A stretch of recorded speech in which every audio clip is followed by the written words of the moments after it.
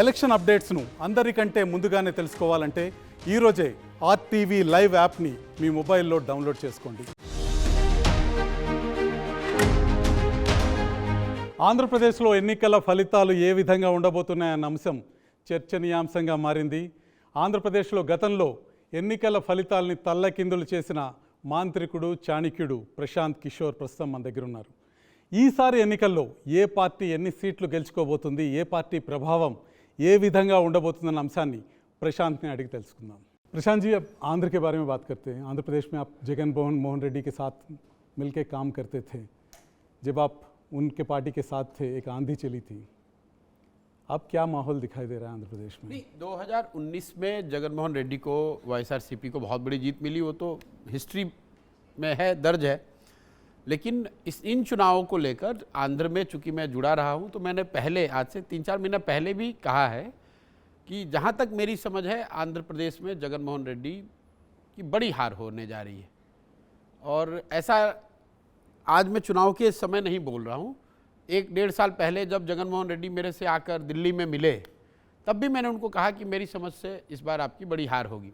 Obviously he will not agree. लेकिन media का कहना है, लोगों का कहना है कुछ चीज़ बिगड़े हैं आपके और जगन मोहन रेड्डी के बीच में. नहीं, वजह से हमारा जगन मोहन रेड्डी से क्या बिगड़ेगा? हमारी तो उनसे दोस्ती है, अच्छा संबंध शुरू से रहा है. जो लोग मुझे जानते हैं या आंध्रा की पॉलिटिक्स को फॉलो करते हैं, उनको मालूम है कि आंध्रा के रिजल्ट के बाद मैं कभी जीवन में आंध्रा में वापस आया ही नहीं हूँ. तो बनना बिगड़ना क्या है, मैं तो अपना काम बिहार में कर रहा हूँ. लेकिन जगन मोहन रेड्डी आज से 1-1.5 साल पहले इन चुनावों को लेकर मेरे से मिलने दिल्ली आए थे. मेरी मुलाकात, लंबी बात भी हुई थी. मेरा अपना नज़रिया ये था कि जिस तरह से सरकार चली है, उनके लिए बहुत बड़ी चुनौती होगा इस बार चुनाव जीतना. जगन मोहन रेड्डी अपनी उनकी जो समझ है उसके अनुसार उनको लगता था कि इस बार तो कोई लड़ाई है ही नहीं, जीत हार छोड़िए, हम तो 175 सीट जीत सकते हैं. तो मेरा अंतिम उनको यही था कि भाई अगर आप जीत ही रहे हैं और आपको लगता है कि आप 175 जीत जाएंगे तो बहुत अच्छा है, जाके चुनाव लड़. अच्छा, ये बता दीजिए जगन मोहन रेड्डी ने क्या गलती किया ताकि उतनी बड़े मेजॉरिटी से आप बता रहे कि हार की ओर बढ़ रहे हैं? मैं आपको बता रहा हूँ, गलती कोई एक नहीं करी है. जैसा आपने ठीक कहा कि इतनी बड़ी हार के, इतनी बड़ी जीत के बाद अगर आप 4 साल या 5 साल में हार के कगार पर खड़े हैं तो you must have done series of blunders. जो सबसे बड़ी बात जो जगन मोहन रेड्डी ने गलती करी है कि he has started treating himself like a provider. He is a self appointed provider of Andhra people. Democracy में people elect leaders, they don't elect their kings, they don't elect their providers. Some leaders, it's not only true for Jagan Mohan Reddy.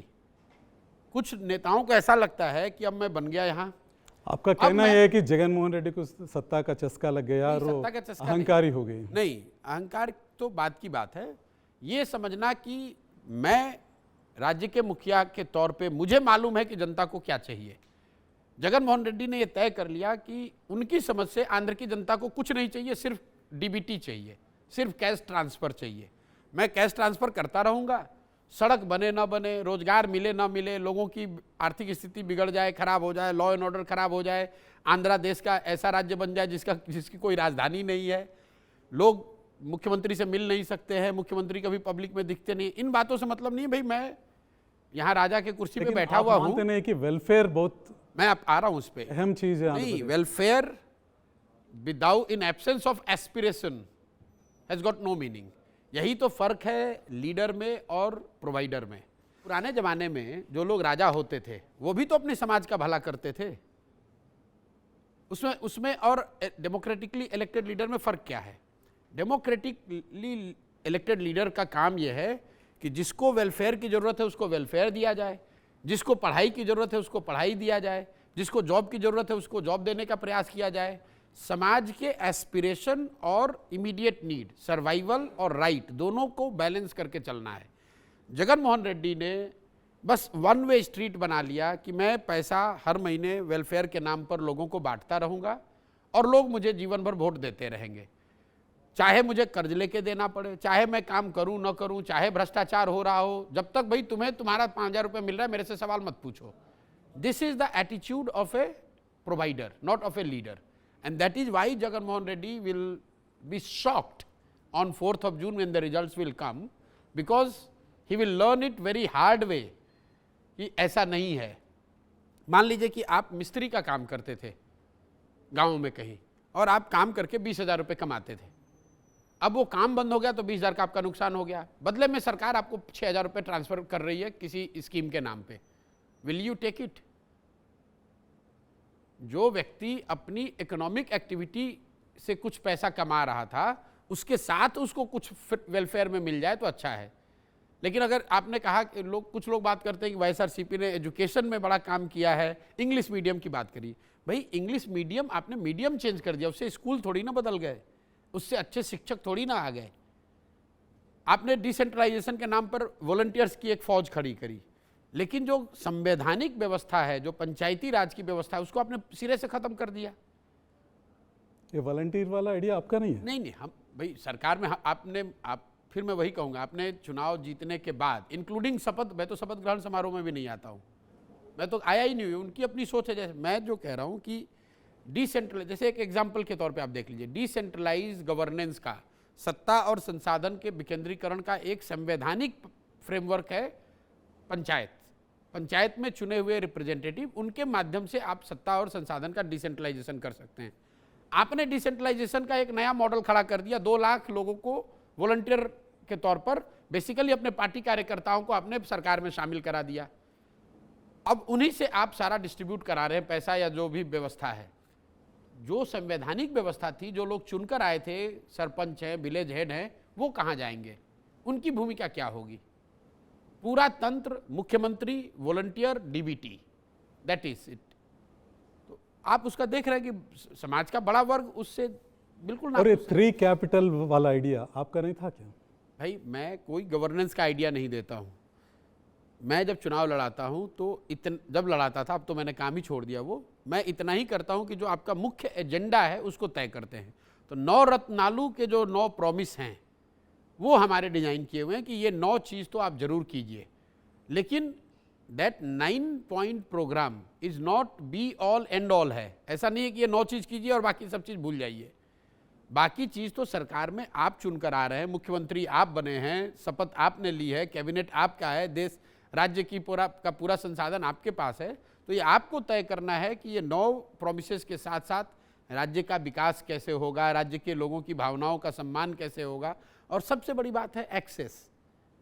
Peoples, मतलब जो YSRCP के बड़े नेता हैं, जो MLA हैं, मंत्री हैं, एमपी हैं, आप उनसे जाकर बात कीजिए। साल 2-2 साल तक तो वो नहीं मिले हैं मुख्यमंत्री से। सामान्य जनता की बात ही तो छोड़ दीजिए। आंध्र की जनता ये आज भी ये समझती है कि आप हैं आइडियाज़ के पीछे, और कुछ तेलुगु मूवीज़ भी बने हैं आपको विलन बनाते हुए। नहीं देखो, विलेन बनाते हुए तो मैं आपको बताऊं, बहुत दिन पहले मैंने पंजाब में कैप्टन अमरिंदर सिंह की मदद की थी 2017 में चुनाव जीतने में। 2001 मैं एक वाकया आपको सुनाना चाहता हूं, जिस one of the reasons why I left this domain. तो अमरिंदर सिंह चुनाव जीतने के बाद मुख्यमंत्री आवास छोड़कर जाकर वो एक बड़े फार्म हाउस में शहर के बाहर रहते थे।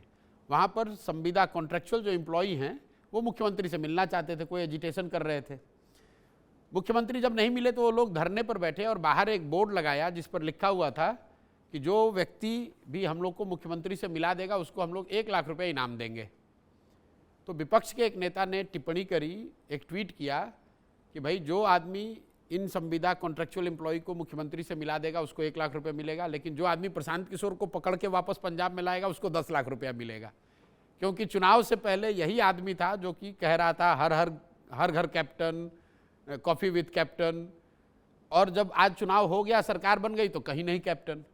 तो उस नज़रिए से आप मुझे दोष दे सकते हैं कि मैंने उनके चुनाव जीतने में उनकी मदद की है, लेकिन वोट तो जनता ने ही दिया है ना। तो अगर मैं दोषी हूं तो वोट देने वाले भी दोषी हैं। आज अब वो जो दोष है उसको जनता सुधार लेगी। इसीलिए तो हर 5 साल पे चुनाव होता है, ताकि नेताओं को ये ध्यान रहे कि वादा खिलाफी करने का या अपने प्रोमिसेस को नहीं रखने का या taking people for granted has a price to pay, and Jagan will pay a very heavy price. आपका कहने का मतलब है जगन मोहन रेड्डी को और 5 साल इंतजार करना पड़ेगा फिर से सत्ता में आने के लिए? अब 5 साल करना पड़ेगा कि 10 साल, ये तो मैं जानता नहीं हूँ, लेकिन इस बार वो चुनाव तो हार गए। लेकिन वाईसीपी नेताओं का कहना है कि आप तेलुगु देशम से जुड़े हुए हैं, तेलुगु देशम के लिए काम कर रहे हैं, तेलुगु देशम के पैसे भी ले रहे हैं, इसलिए तेलुगु देशम के लिए बात कर रहे हैं। वाईसीपी, मैं तो पूरे देश के लिए बात कर रहा हूँ। वाईसीपी के नेताओं की क्या बिसात है मेरे पे टिप्पणी क्या करेंगे वो? भाई, बंगाल और तमिलनाडु के चुनाव जीतने के बाद 2 मई 2021 को राष्ट्रीय समाचार चैनलों पर सामने आकर मैंने कहा कि मैं अब आईपैक जो हमारी व्यवस्था थी, इस काम को मैं छोड़ रहा हूं और आईपैक को छोड़ रहा हूं, मैं अपना काम बिहार करने जा रहा हूं। उसके बाद मैं 2 साल बिहार में पैदल चल रहा हूं, वो पब्लिक डोमेन में है। आईपैक का कोई भी कर्मचारी, कोई भी साथी, कोई भी ऑफिस ये बता दे, अगर मैंने आईपैक के किसी ऑफिस में पैर भी रखा हो 1 मिनट के लिए भी, आईपैक आज भी काम कर रहा है वाईएसआरसीपी के साथ, मुझे उससे क्या लेना देना है भाई? आज आप और चंद्रबाबू नायडू के बीच में कोई रिश्ता नहीं है, नहीं। तो चुनाव के समय में हैदराबाद में क्या कर रहे हैं? नहीं, मैं आपको बता रहा हूँ, चंद्रबाबू नायडू से मेरा रिश्ता जो है वो तो मैंने पब्लिकली आपको बताया कि बंगाल चुनाव जीतने के बाद हम लोग के कुछ कॉमन फ्रेंड्स ने आपस में मीटिंग कराई और मैंने उस समय उनको कहा कि भाई आप, मतलब जो 2019 में हुआ, मेरा कोई व्यक्तिगत आपसे झगड़ा नहीं है, वाईएसआरसीपी के साथ काम कर रहे थे, वो प्रोफेशनली जो काम करना था वो किया। इन चुनाव में मैं उनकी भी मदद नहीं कर रहा हूं और आपकी भी मदद नहीं करूंगा। बाकी रह गई बात, नेता जब मिलेंगे, अगर जगन मोहन रेड्डी भी आज आकर मिलेंगे मेरे से, तो बात तो लोग चुनाव और राजनीति की ही करेंगे। राहुल गांधी भी मिलेंगे तो वो भी बात करेंगे, यही बात करेंगे। चंद्रबाबू नायडू भी मिलेंगे तो वो भी चंद्रबाबू नायडू से जब बात करेंगे तो यही बात करेंगे, भाई चुनाव में क्या हो रहा है, राजनीति में क्या हो रहा है। लेकिन आप हैदराबाद में तो चंद्रबाबू नायडू चुनाव नहीं लड़ रहे हैं ना, चंद्रबाबू नायडू चुनाव लड़ रहे हैं आंध्र प्रदेश में। मुझे तो किसी ने आंध्र प्रदेश में नहीं देखा है, मैं तो आंध्र प्रदेश में नहीं गया हूँ। पिछली बार जब मैं वाईएसआरसीपी का अभियान यहाँ कर रहा था, उनकी मदद कर रहा था, तो पूरा आंध्र प्रदेश देख रहा था कि मैं क्या कर रहा हूँ सुबह से शाम तक। उर्मिला फैक्टर के बारे में क्या सोच रहे हैं? वो कांग्रेस की अध्यक्ष बनी हैं, प्रदेश कांग्रेस के अध्यक्ष बनी हैं, और विजयम्मा जो वाईसीपी की पूर्व अध्यक्ष हैं, वो समर्थन कर रही है शर्मिला की, आज ही स्टेटमेंट दी। देखिए, उनका फैक्टर कहाँ तक रहेगा इलेक्शन में? शर्मिला जी का यहाँ चुनाव लड़ना, अपने भाई के लिए जो बातें वो कह रही हैं, ये दिखाता है कि how many people have felt let down by Jagan and his approach और his conduct in last 5 years। यही शर्मिला रेड्डी हैं जो 2019 में जगन मोहन रेड्डी वाईएसआरसीपी के लिए रात दिन मेहनत करके उनके लिए प्रचार किया था। अब जिनके अपने माँ, अपनी बहन उनके खिलाफ खड़े हैं, मैं और दूसरे लोग क्या उस पर टीका टिप्पणी करेंगे? तो जिन सज्जन का आप नाम ले रहे थे, बोत्सा जैसे लोगों का, उनसे आपको पूछना चाहिए कि भाई क्या जगन जी की जो माता जी हैं उनको भी किसी ने पैसा देके खरीद लिया? जगन की आप मुझे ये बताइए कि जगन जी के माँ को भी किसी ने पैसा देके खरीद लिया जो उनके पक्ष में नहीं खड़ी हैं? इन बेवकूफ़ों की इसी सोच से तो आज इस दशा में पड़े हैं कि 151 से 51 पर आने वाले हैं। इनकी दशा 51 पे आ जाएंगे। मैं आपको बता दे रहा हूँ, इनकी दशा होगी पुनर्मुसिको भवः, जहां से 2019 में इनको शुरू किया था वहीं पे आ जाएंगे। अब श्राप दे रहे हैं जगन को? बिल्कुल आप नहीं, ये मेरा असेसमेंट है। ये इस तरह के बयान देने वाले लोग, अगर 2019 में हम लोग कभी आगे बढ़कर कुछ बोलते नहीं हैं। मैंने हमेशा सामने से कहा है भाई कि हम लोग चुनाव कोई नहीं जिताते, चुनाव तो पार्टी जीतती है, नेता जीतते हैं, उनका प्रयास जीतता है। लेकिन 2019 में जिसने मदद करके आपको वहाँ पहुँचाया या आपके पहुँचाने में मदद की, कंधा लगाया, आप उसको गाली दे रहे हो, तो ये आपका कैरेक्टर दिखाता है कि अगर 2019 में नहीं जीते होते, बोत्सा होते कहाँ पर, कहाँ खड़े होते? कौन है बोत्सा? ये आदमी तो ना कांग्रेस में था, ना वाईएसआरसीपी में है, तो हर जिसके साथ रहा उसको धोखा दिया है।